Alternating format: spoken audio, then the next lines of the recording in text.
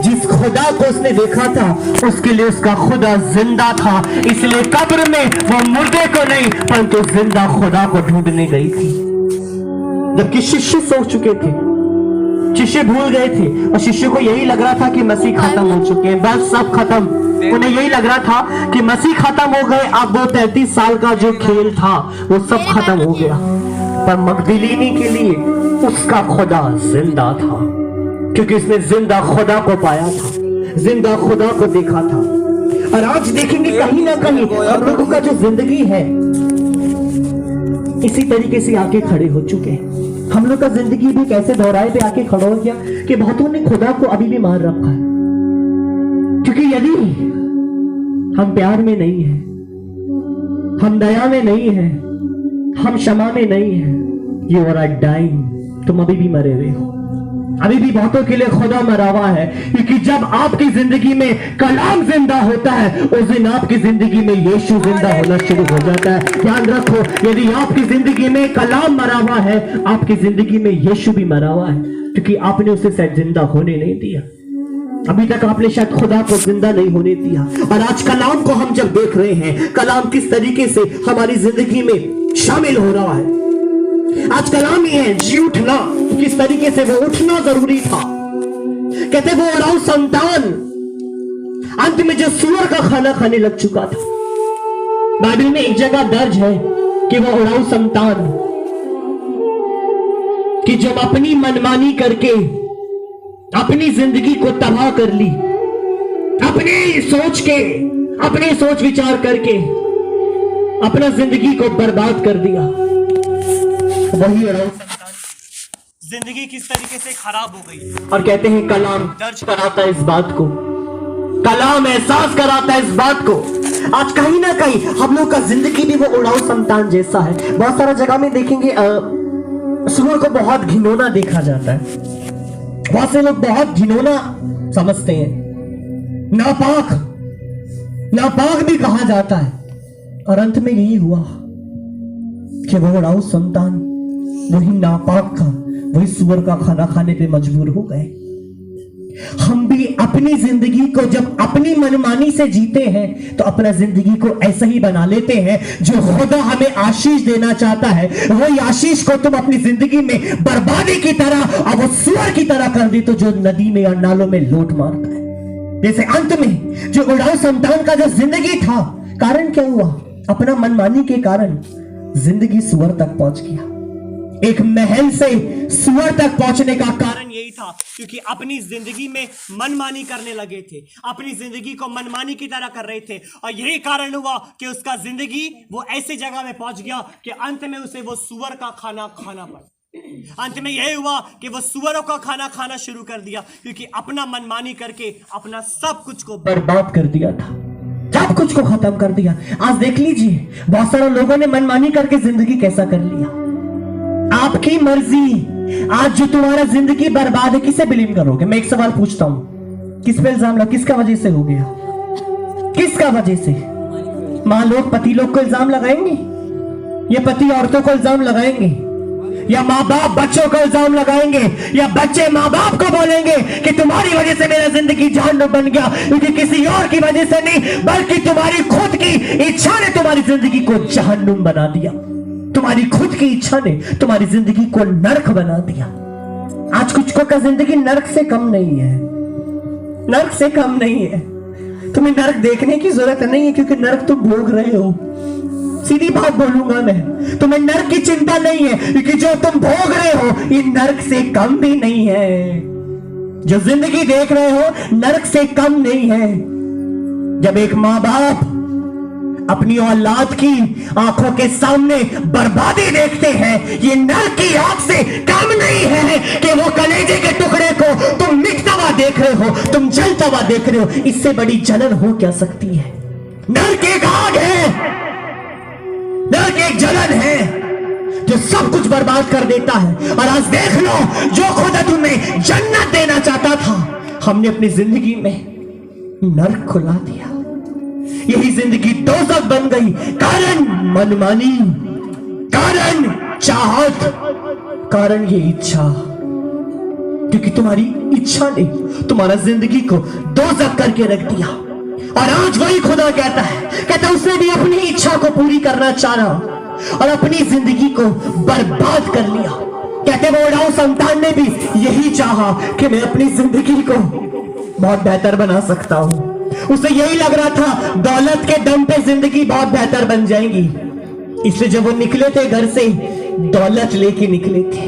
कलाम में कहता है कि जब वो अपने घर से निकला तो दौलत लेके निकला, क्योंकि उसे लगता था शायद दौलत से जिंदगी बेहतर बन जाएगी। और यही दौलत ने जिंदगी को जहन्नुम बना के रख दिया। देख लीजिए, आपके पास दौलत है या आशीष है। मैं एक सीधी बात कहता हूं, आई डोंट हैव अ पेनी। मेरे पास दौलत नहीं है, पर खुदा की दया से आशीष बहुत ज्यादा है। खुदा की दया है, आशीष बहुत आयत से है, बहुत आयत से है। और वो आशीष ही लेके चल रहा हूं इतने साल से। 16 साल तो खुदा में खड़े हुए ही हो गए हैं, और वो आशीष लेके ही चल रहा हूं। आज देख लीजिए आप अपना जिंदगी में क्या रख के बैठे हैं।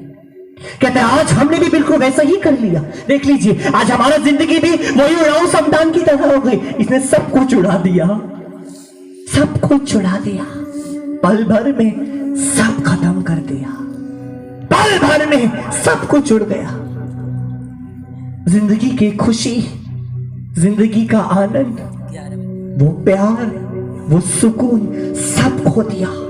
कलाम को जब आप देखते हैं, लूका की पुस्तक 15 का 3 से 4 हम जब पढ़ते हैं, क्योंकि आज कलाम किस तरीके से हमसे बातें कर रहा है,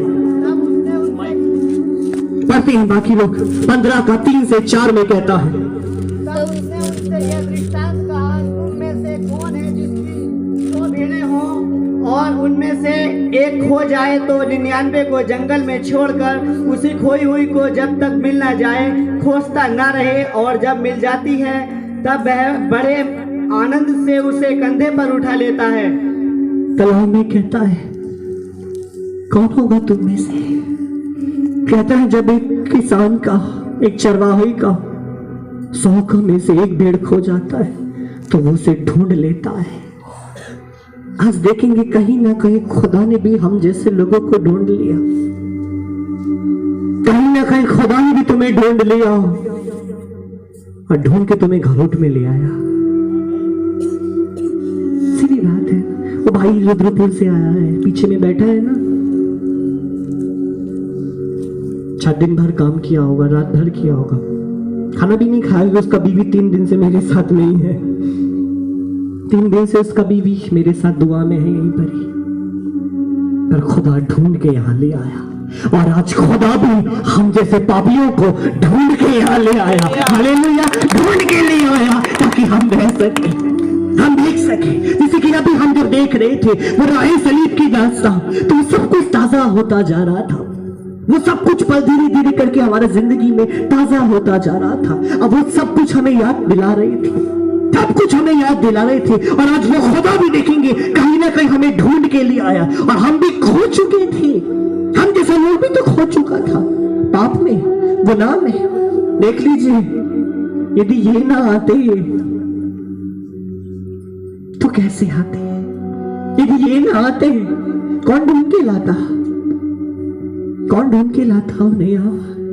कौन तुम्हें यहाँ तक पहुंचाता? कौन इस दुख से बाहर निकालता? वो माँ आए, माँ कौन सा जगह से आए? जोर से माँ, सोलपुर से माँ आई है, पहली बार आई है, पहली बार। वो मेरा माँ को मिले थे बस में, अपना दुख लेके जा रहे थे, माँ को बस में मिली थी। हम माँ ने भी कोई और जगह नहीं बताई, क्योंकि वो भी एक ही जगह जानते हैं कि कलवरी के पास, सलीब के पास हर दुख से रिहाई है, हर समस्या से छुटकारा है। अब वो भी उसे यही ले आई, अब वो भी आ गई विश्वास करके, क्योंकि कहाँ पाएंगे नजात? कौन सा खुदा है? और बता दीजिए कहाँ चंगाई फिर रही है?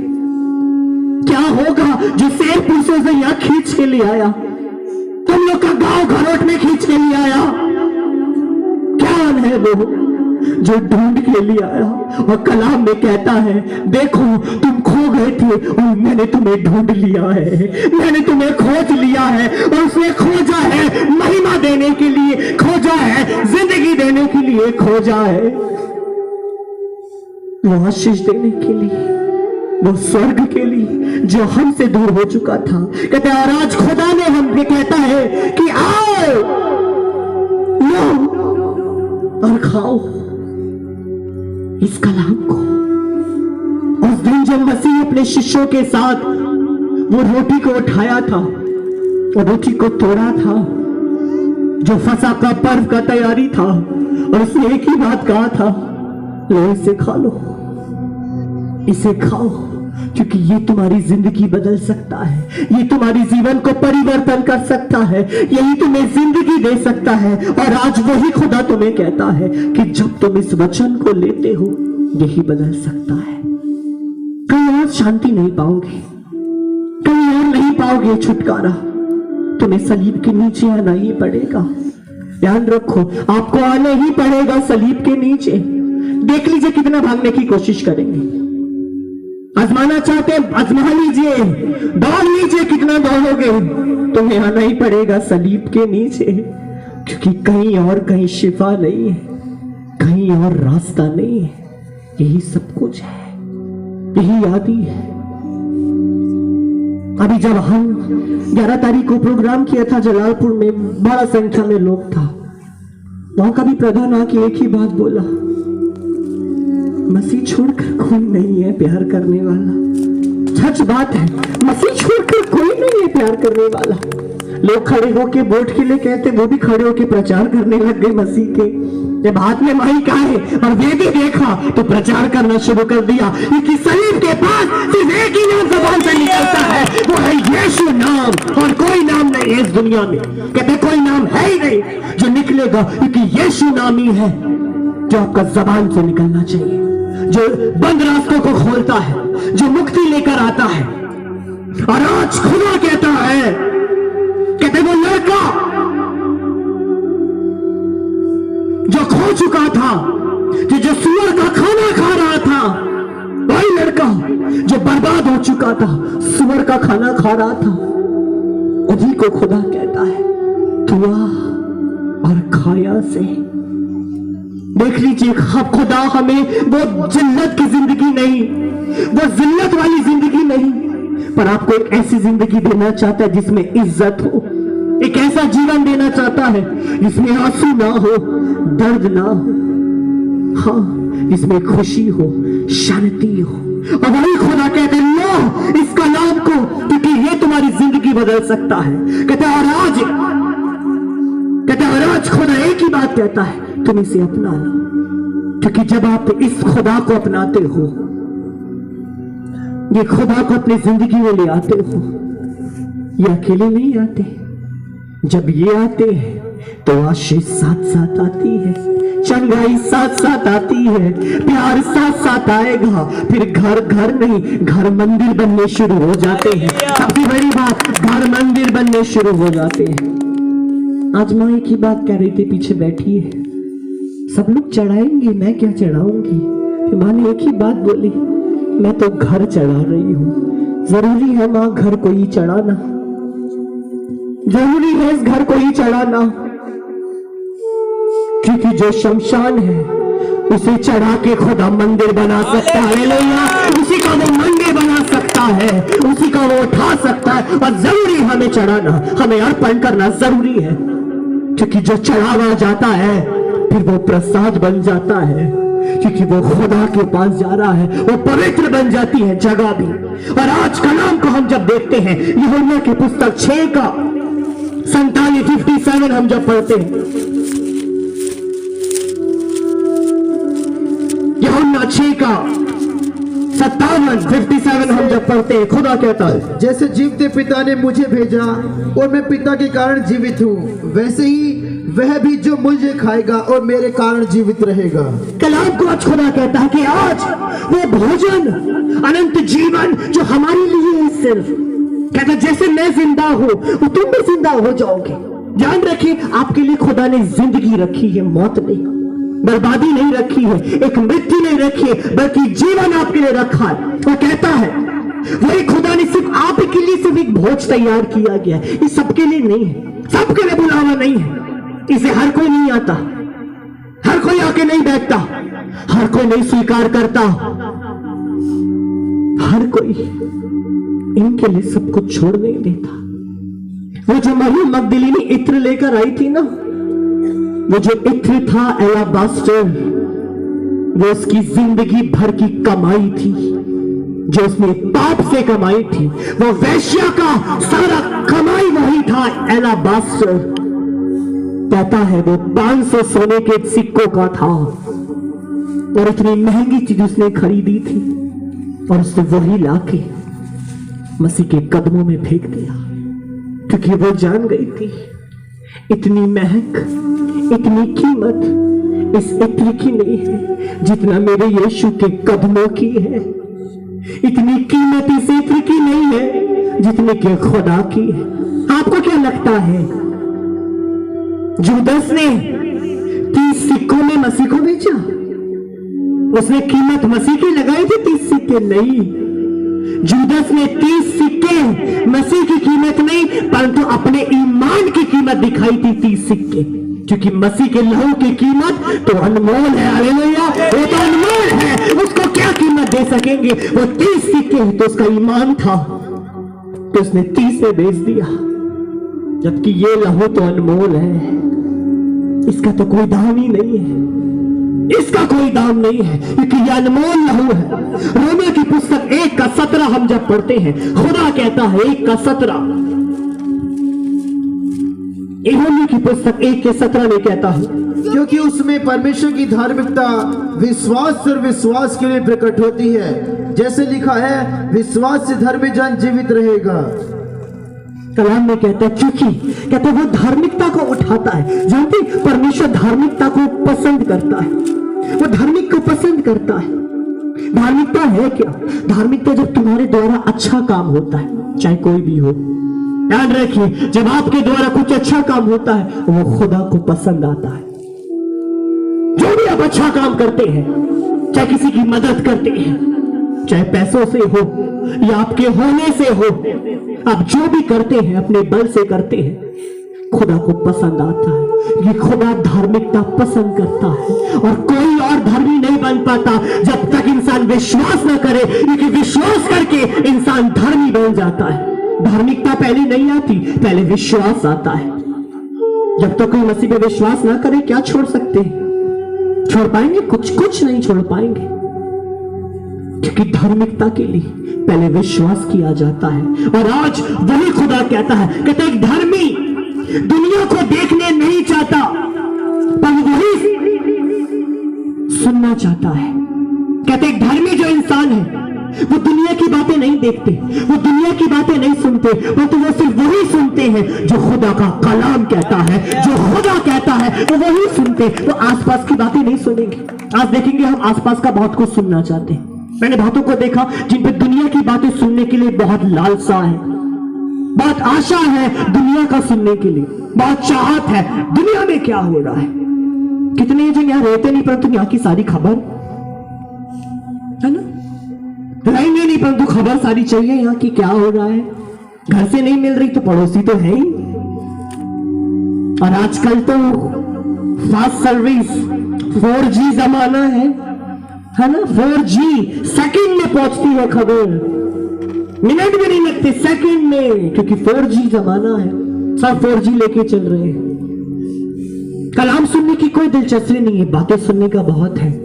घर में हो ना हो सारी खबर मुझे चाहिए, क्या हो रहा है मेरे घर में, क्या हो रहा है पड़ोसियों में, सारा खबर हमें चाहिए। हम सब कुछ सुनना चाहते हैं, कलाम ये सुनना नहीं चाहते। यदि कलाम सुनते तो तुम्हारा जिंदगी बदल जाता। कलाम सुनते तो कुछ और सुनने की जरूरत नहीं पड़ती। और आज ध्यान रखो, जो आप दुनिया की सुन रहे हो, दुनिया भी एक दिन तुम्हारी सुनती है। सब कहता जिस नाप से तुम नापते हो तुम्हारे लिए वही उठाया जाता है।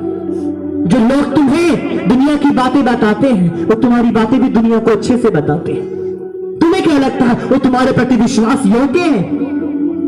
जब वो उसके प्रति विश्वास योग्य नहीं है जिसका बात बता रहे हैं, वो तुम्हारे प्रति नहीं है, तुम्हारे प्रति भी वो नहीं है। और आज खुदा कहता है कि एक विश्वासी सिर्फ वही सुनता है जो खुदा का कलाम कहता है।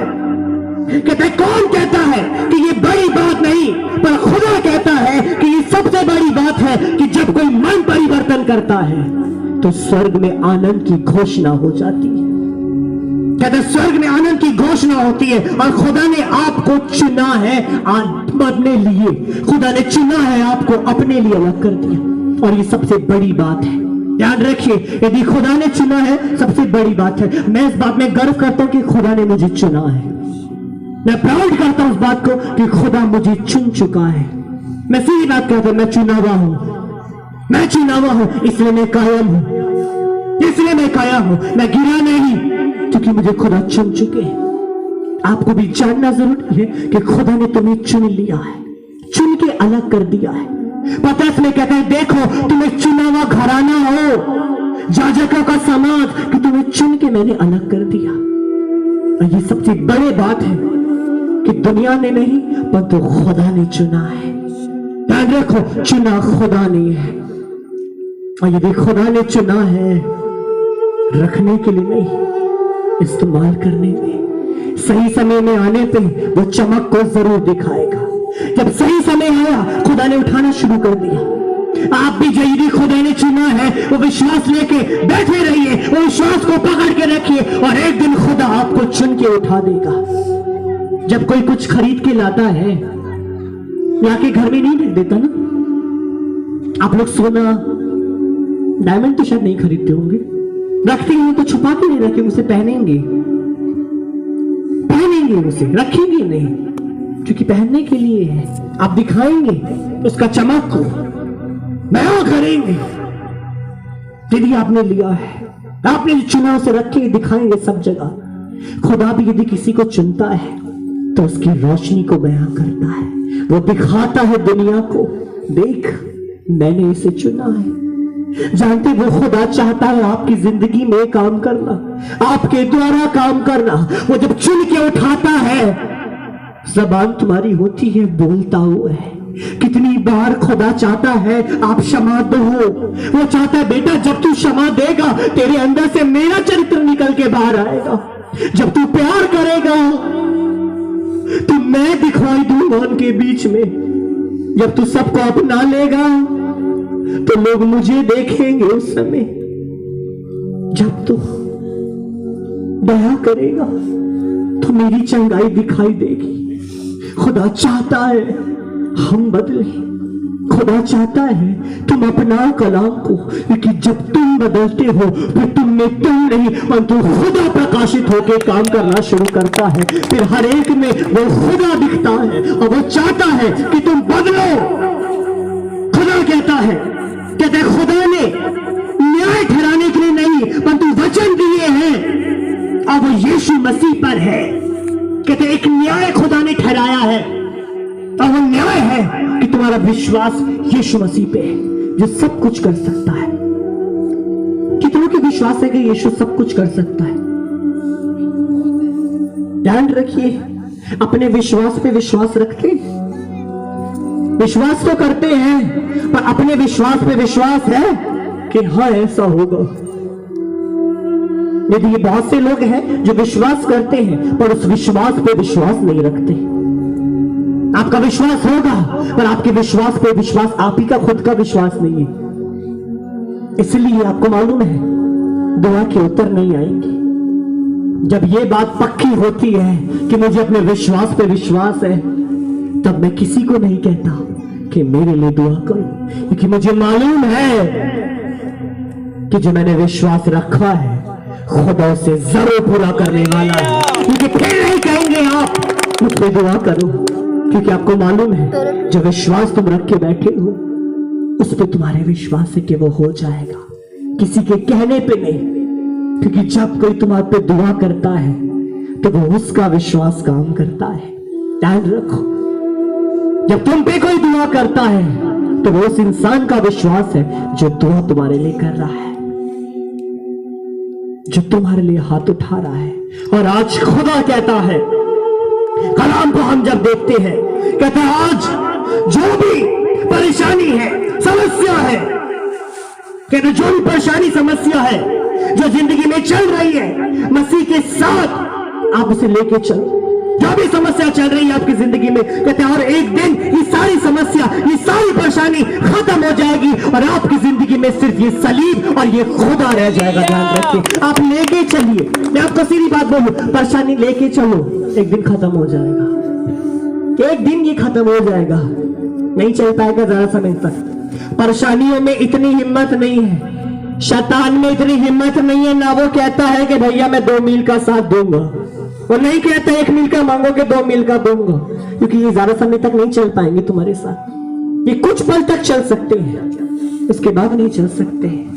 पर ये खुदा है जो कहता है 1 मील का साथ मांगो तो मैं 2 मील तक चलूंगा तुम्हारे साथ, रास्ते में नहीं 2 मील तक छोड़ूंगा। और एक दिन देखना समस्या खत्म हो जाएगी, सिर्फ मसीह रह जाएगा। मैं आपको सीधे बताऊं, अब इस समय मैं गवाही देता हूं, क्योंकि मैं दूसरों का नहीं, मैं फ्रेश बताता हूं जो मेरा जिंदगी में बीत रहा है। इस समय मेरा जिंदगी में कोई परेशानी नहीं है, कोई भी परेशानी नहीं है, और मैं बहुत खुश हूं। मैं 3-4 दिन से बता रहा हूं, हाँ, जब से 11 तारीख का मीटिंग हुआ, उसके बाद से भी, और उसके बाद तो और मैं बहुत खुश हूं। मैं जहां भी जाता हूं आनंदित कर रहा हूं, क्योंकि मेरा जिंदगी में अब कोई परेशानी नहीं है, कोई समस्या नहीं है। मैं जब भी दुआ कर रहा हूं एक ही बात खुदा को बोल रहा हूं, थैंक यू। मैं अकेले बैठ के जब भी दुआ कर रहा हूं एक ही बात बोल रहा हूं, मैं खुश हूं, मैं बहुत खुश हूं। मैंने कल से करीब 4 बार बोल दिया उनको, मैं बहुत खुश हूं, मुझे बहुत अच्छा लग रहा है, मैं बहुत आनंद में हूं, क्योंकि सच में एक एक करके सारी परेशानी पीछे छूट गई, परंतु ये साथ रह गए और ये चलते ही जा रहे हैं, ये साथ चलते जा रहे हैं। परेशानी सब खत्म हो गया, कोई परेशानी नहीं रहा, सब ठीक हो गया। घर में समस्या थी, पिताजी बीमार थे, बहुत ज्यादा थे, थोड़ी बात नहीं बहुत ज्यादा, डॉक्टर ने जवाब दे दिए थे, आईसीयू में थे, वो भी धीरे धीरे करके बाहर आ गए, वो भी बाहर आ गए। सब कुछ बदल रहा है, क्योंकि ये सब बदल देते हैं, हालेलुया, सब बदल देते हैं जब ये शामिल हो जाते हैं। और आज यही खुदा हमसे कहता है, हम कलाम को जब देख रहे हैं, कहते हैं और आप भी विश्वास मसीह पे रख लो, कहते हैं आप भी विश्वास मसीह पे रखिए, सिर्फ इन पे विश्वास रखिए। मैं सीधी बात बोलूं, आपको किसी पे विश्वास रखने की जरूरत नहीं है, किसी पे भरोसा मत रखिए, फिर ना किसी पे विश्वास लेकर आइए, विश्वास सिर्फ आप इन पे रखिए, और एक दिन देखना सब खत्म हो जाएगा, सब कुछ खत्म हो जाएगा। शुरुआत में योगेश बता रहे थे, गवाही दे रहे थे, बिल्कुल मैंने देखा था जब मनु भैया ने दुआ कराए थे, माँ बैठी है वहां पे। मैं जब पहली बार आया था घरोट में, तो बेचारा पीछे पलंग लगा के, एम्बुलेंस साथ में थी ना, वहीं पर ही था, और इसने मुझे एक ही हाथ पकड़ के बोला था मेरे लिए दुआ करना। मैंने कहा चिंता मत कर, खुदा है जिसने अपने लहू बहा दिए, वो तुम्हारी टांग को क्यों टूटने देते, क्यों हड्डी को अलग होने देते, क्योंकि वो कहता है, वो गांठ को हड्डी में भी अपना कलाम भर देता है, जो उसके बीच में से निकल के जाता है। और आज वो लड़का गवाही दे रहा है, आज को खड़ा हो गया, क्योंकि खुदा करता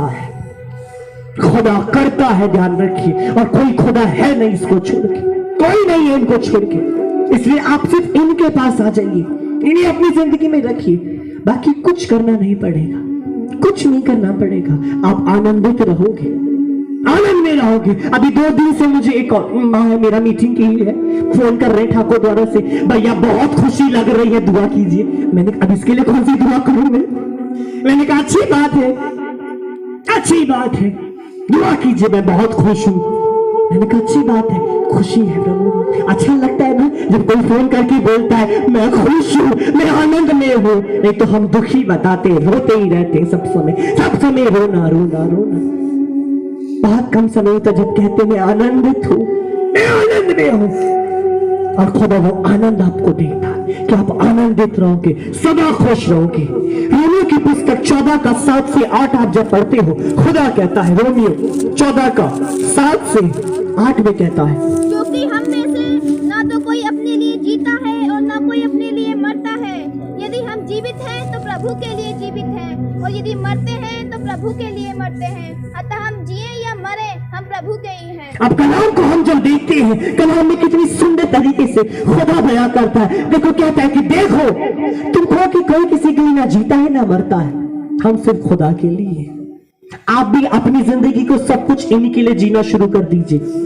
मैं सीधी बात हूं, इनके लिए जीना शुरू कीजिए। मैं माँ लोग को भी कहता हूं, बाबा लोग को भी कहता हूं, बस अब इनके लिए जीना है, बस अब इनके लिए जीना है। तो बहुत जी लिए बच्चों के लिए, बहुत जी लिए परिवार के लिए, अब मसीह के लिए जीना शुरू कीजिए। अब जीना इनके लिए, क्योंकि कहता है जीना मसीह हो मरना नफा है, जीना मसीह हो मरना नफा है, जीना मसीह हो मरना नफा है, ये जीवन तैयार है, मसीह बिना जीना बेकार है, वही मेरे जीवन का आधार है। ये आधार होना चाहिए, इसे बना लीजिए। अब इनके लिए जिए, अब इनके लिए जिंदगी। बहुत उम्र दे दी अपनी, जवानी दे दी अपनी, तेरी बात जवानी दे दी, और क्या देंगे, अपनी सामर्थ बल सब दे दिया। अब बुढ़ापे की कुछ पल बचे हैं, इनके साथ बिताइए। ध्यान रखिए, ये फिर दोबारा जवानी ले आएंगे, हालेलुया, ये फिर दोबारा जवान कर देंगे। हमारे बीच में तो नमूना भी है, हालेलुया, नमूना भी है। खुदा अच्छे को जवान कर देता है, हालेलुया, जवान कर देता है। और कलाम में कहता है देखो अब हम जिए या मरे हम खुदा के लिए। आप सब कुछ इनके लिए, इनके लिए जिंदगी। और जब इनके लिए जिएंगे, जीना बहुत अच्छा लगेगा। आपको मरने का दिल नहीं करेगा, आपको जीना बहुत अच्छा लगेगा। हर दिन तैयारी में रहेगा। मैं हमेशा सुबह के इंतजार में रहता हूँ, मैं इंतजार में रहता हूं सुबह का, क्योंकि जब सुबह होगी मैं फिर खुदा का धन्यवाद दूंगा। मुझे इंतजार रहता है कब ये रात शाम ढलेंगे और फिर कब सूरज निकलेंगे और मैं फिर दूसरा दिन जाऊंगा, खुदा का कलाम सुनाऊंगा, क्योंकि अब इनके लिए सब कुछ हो चुका है। यही आधार है, यही उम्मीद है। खुदा कहता है लोग जब दुनिया में जाते हैं तो दुनिया को छोड़ के पाते हैं, कि दुनिया को नहीं छोड़ पाते, पर उनका विश्वास उन्हीं पे रह जाता है। देखेंगे जब आप दुनिया में जाएंगे, दुनिया को छोड़ नहीं पाएंगे और आपका विश्वास भी फिर दुनिया पे ही चला जाएगा। इसी बहुत सारे लोगों का दुनिया पे विश्वास है, क्योंकि तुम जहां जाते हो उसे पकड़ लेते हो। आपके सफेद कपड़े में जब दाग लग जाता है तो दाग पकड़ लेता है। आप क्या क्या करते हो दाग छुटाने के लिए? यदि सर्फ से नहीं छूटा तो रिन, नहीं हुआ तो नींबू, है ना, उससे भी नहीं गया तो पेट्रोल, और आजकल तो वैनिश भी आता है ना।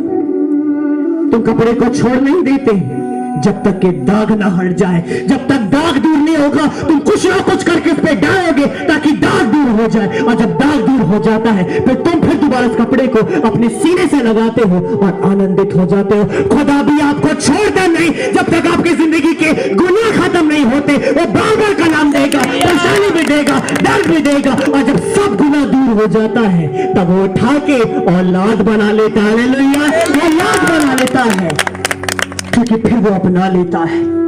और आज ध्यान रखिए, यदि कुछ समस्या है, कुछ दर्द चल रहा है, शायद कुछ गुनाह है जिन्हें हटना जरूरी है। जब कपड़े पे ब्रश लगता है तो तैज की मारा जाता है, कभी कभी धागे भी टूट जाते हैं, रेशा भी निकल जाता है कपड़ों का। प्यार प्यार से करेंगे तो दाग नहीं छूटेगा ना। कपड़े लेके आप प्यार करते मलते हैं या तो थापी मारेंगे, डंडा से पकड़ पकड़ के मारेंगे, जब तक हटेगा नहीं। खुदा भी हम जैसों को ऐसे ही इस्तेमाल करता है। हम भी पापी इंसान हैं, बहुत सारे दाग हैं जिंदगी में। खुदा भी उठाता है, कभी आत्मा को, कभी कलाम का हथौड़ा को। कलाम में कहता है मेरा वचन हथौड़े की तरह, इसे कभी कभी वचन हथौड़े की तरह लगेगा, कभी कभी तलवार की तरह चुभता हुआ जाएगा, छिलनी कर देगा सीने को, और फिर कभी कभी मरहम भी लगता है, क्योंकि कलाम ऐसे ही है। कलाम में कहता है पर आज हम अपने आप को वचन से जोड़ लीजिए। आज खुदा कहता है कि आपको अपने आप को वचन से जोड़ना है। देखिए वचन क्या कहता है, कोशिश कीजिए हर एक वचन को पूरा करना है। मैं सीधी बात कहता हूं, हर एक कलाम को पूरा करना है, कोई कलाम आपसे अधूरा ना जाए। 66 है इसमें, सीधी बात सुन लीजिए, 66 किताबें हैं।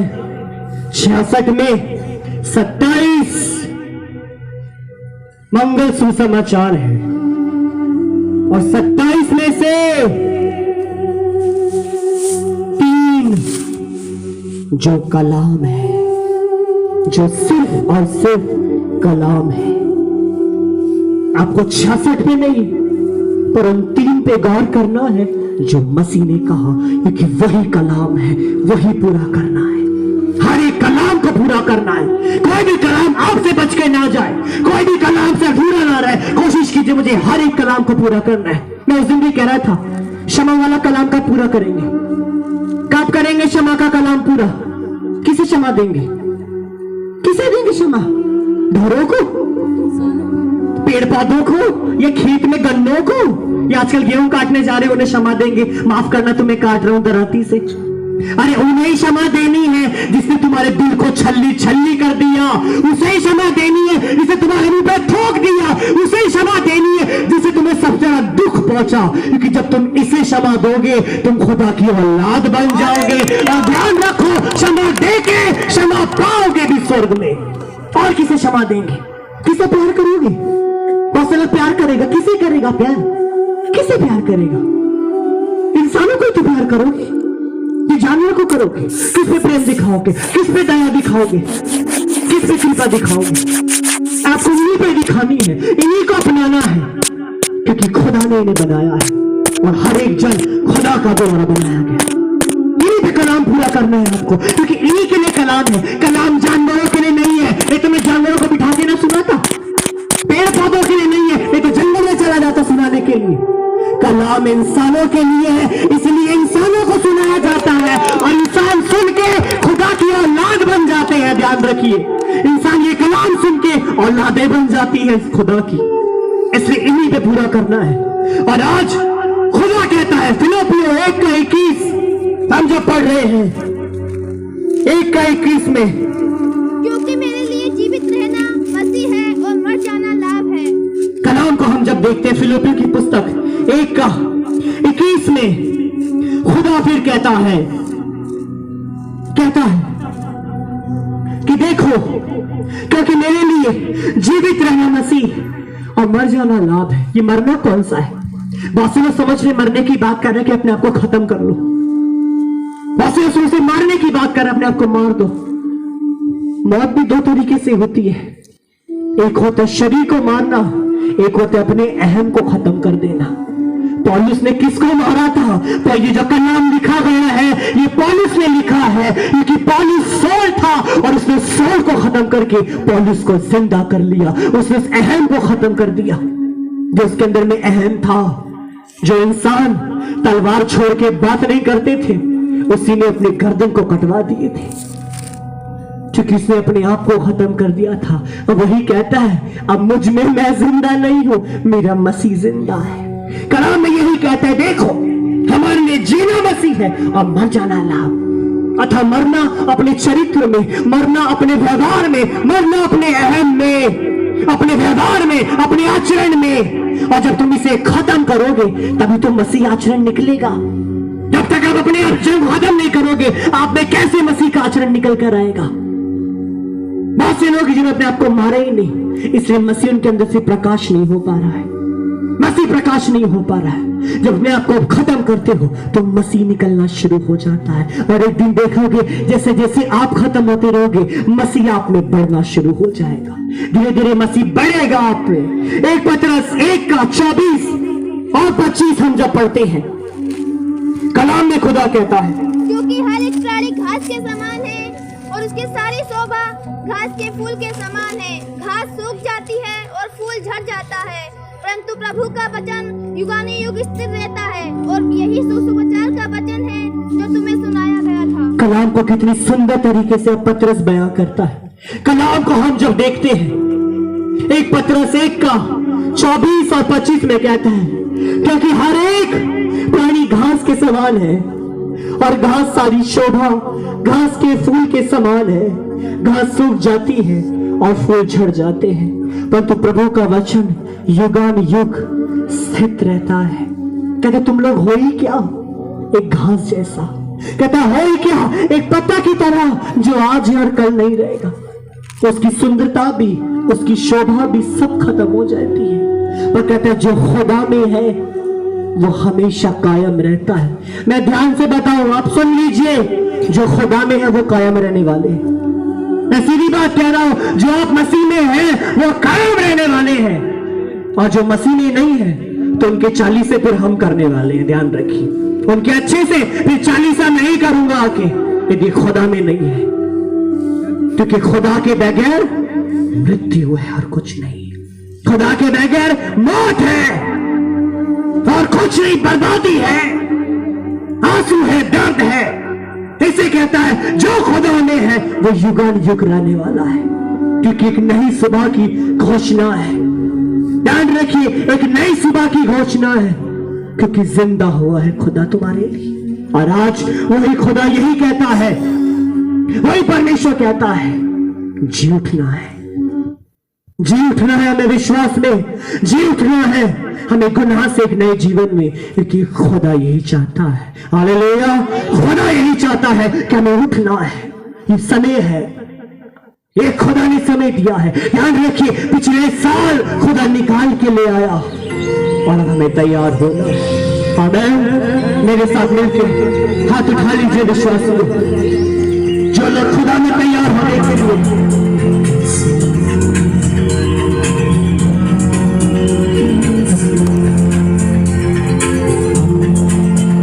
प्यार से